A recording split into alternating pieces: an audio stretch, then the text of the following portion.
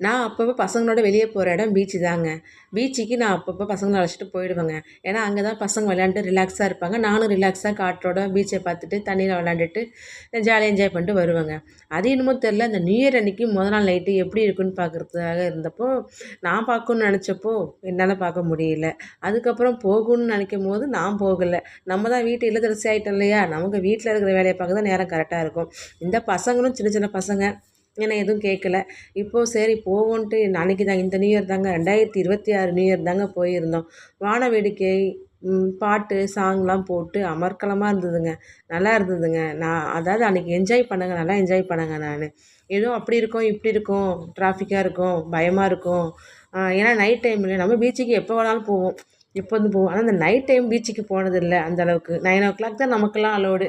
அப்போ பார்த்தப்போ பீச்சுக்கு அன்னைக்கு போலான்னு போனப்போ நல்லா இருந்ததுங்க. அதோட வீட்டுக்கு 1:30 மணிக்கு தாங்க வந்தோம். வீட்டுக்கு வரத்துக்கு 1:30 ஆயிடுச்சு. மார்னிங் நியூ இயர் அன்னைக்கு வீட்ல பூஜைய போட்டுட்டு, அன்னைக்கு கோயிலுக்குலாம் போயிட்டு, நியூ இயர் நல்லபடியா முடிச்சாச்சுங்க. நெக்ஸ்ட் வீடியோல பார்ப்போம். பாய்ங்க.